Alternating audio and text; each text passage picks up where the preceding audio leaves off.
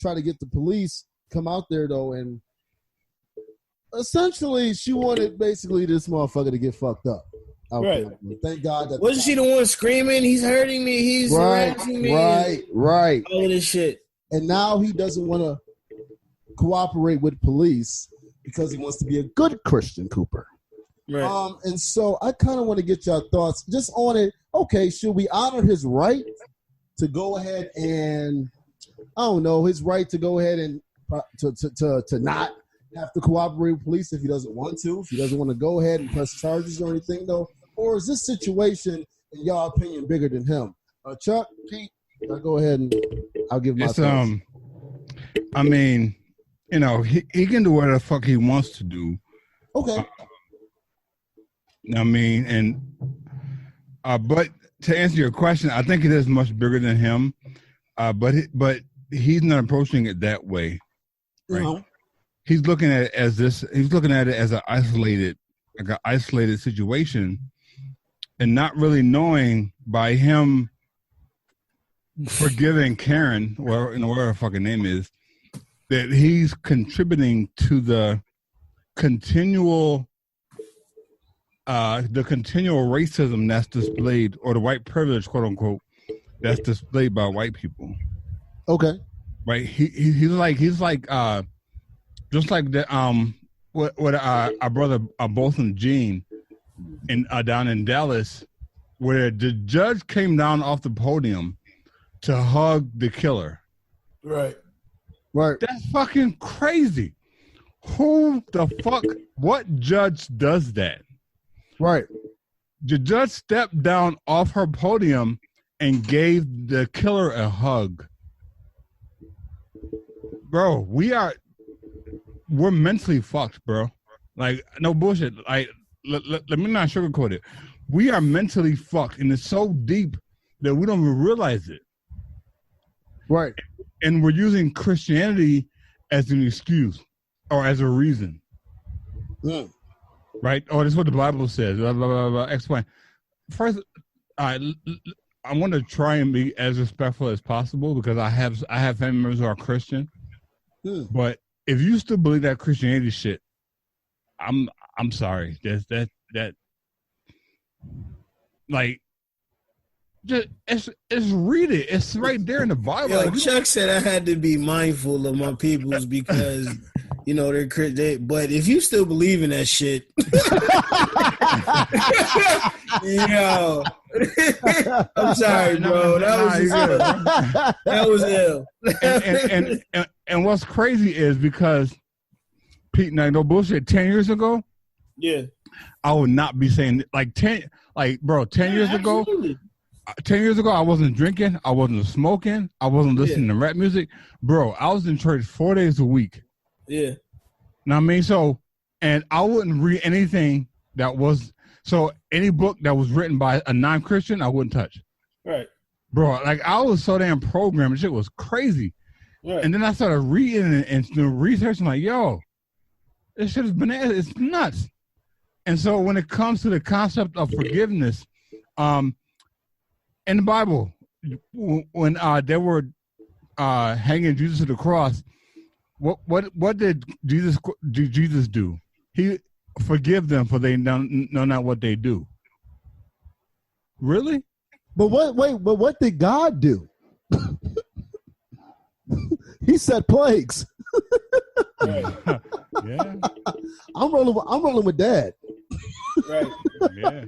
No, that's real. Like everything you said is real talk. And to answer Amir question real quick, everybody got a right to do whatever the fuck they want to do on this earth. We can't deny that. You know what I'm saying? Because they denying that shit to us. Mm-hmm. So we can't like pick and choose when we can. You got the right to do as a human. You got the right. But to allude what y'all both were saying, he's definitely not thinking about the whole plight of the situation because it's definitely not about him. It's really it's not just about him for real. We know what it's about. We see what it is, but unfortunately he chose a different route. But it's on us to continue to do to continue to do what we doing. You know what I'm saying? Because everybody it's not going. It's going to be folks like that, and there is folks like that. There's folks that's worse than that really be riding with the bullshit that's against us.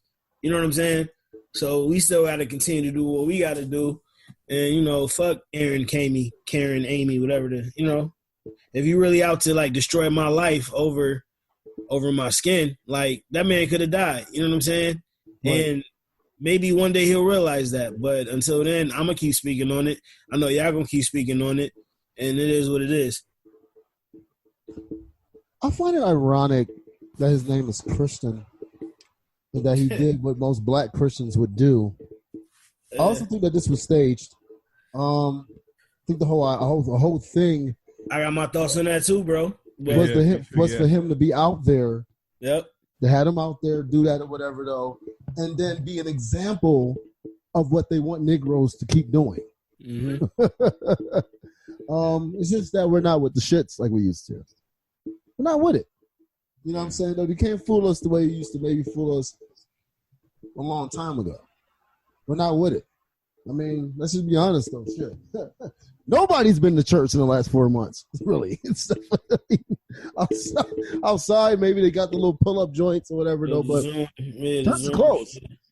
Right. So, less and less, more and more people are even getting away from that. I was with it before the pandemic, though. We seeing the bullshit. Like, nah. Sorry, Christian. You're not with that, dog. Nah. No. What are you doing? In this time, nah, we're not with the shits. We see what's going on. We see what's going on. And so, our shit is different. We really, our Negro spiritual is really not give you buck, fam. So, right. You know what I mean? We not coming from the old shit. Are you saying in the new cancel culture that we cancel, we should overcome? Man. Do we have to cancel Lift Every Voice and Sing? Are we canceling?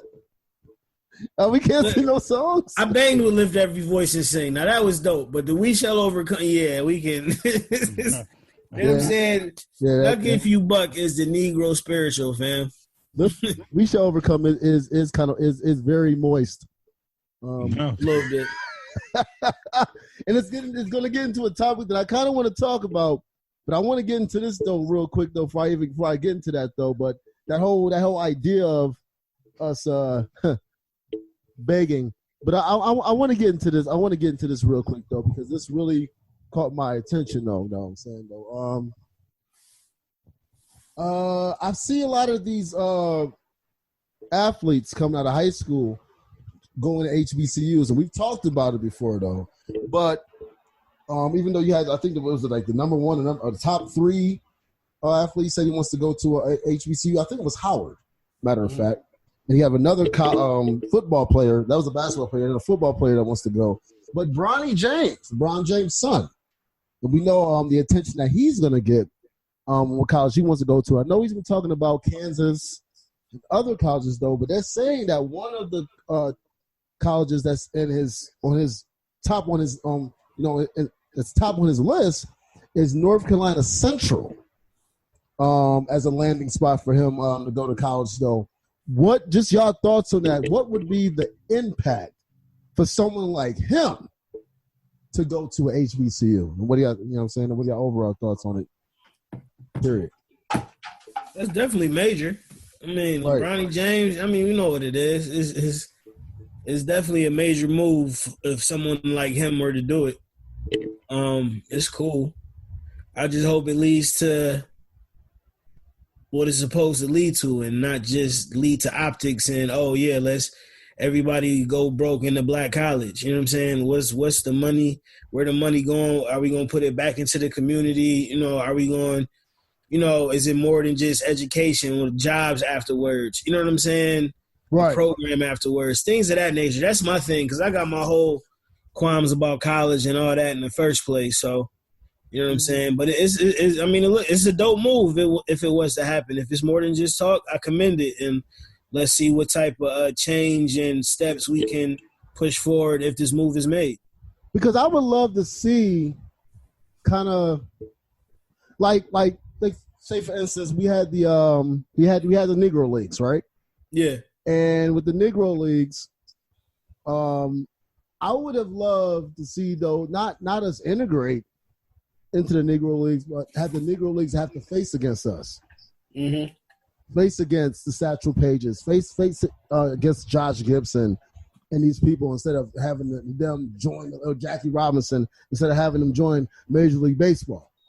Right. You know what I'm saying though, and that's so I would have loved to see that though. So with this, I would love to see what the move would be because they know that would be a major for me. That would destroy NCAA power move. Bro.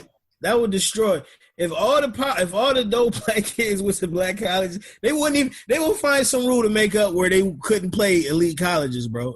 Right. You know what I'm saying? Right. It shouldn't be a massacre, bro. Right. That would destroy. That would be the camel or the hump that breaks the camel's back. Can I ask a question and probably play devil's advocate? Yeah. What is a black college? That's interesting. It's a great question.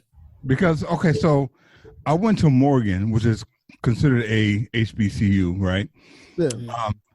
I did have a few black professors, but the majority of them were white. All the courses that I took, so check this out. There was one fucking semester where I took African history. Mm-hmm. That was part of my curriculum. Mm-hmm. All the other real African history? Yeah. Like that's, as a matter of fact, that class introduced me to Amos Wilson because the instructor gave us we had to read one of his books for like we had to read one of his books for a project for the semester. So yeah, so that class was true African history. Okay. And so I have my quarrels about, so to kind of, to kind of use Pete's word, the optics. So yeah, the optics of it, LeBron James' son going to what's considered a black college is huge, yes. But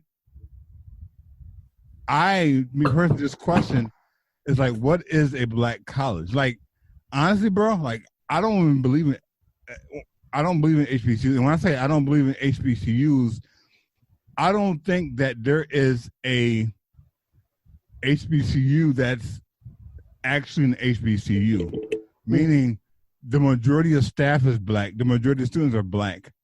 And it being black owned. Yeah, black owned. Right. There's a lot of private investors who are white. Yeah. Who, like, you know what I mean? And I'm not saying that a white person can't contribute, but at the end of the day, you have to look at, okay, well, why are we getting funding from this person versus another person?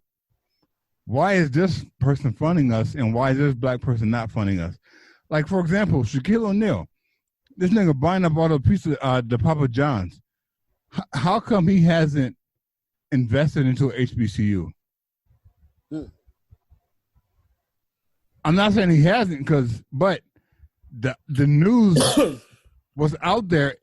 It's only showing that he just bought a whole bunch of Papa John restaurants. Right.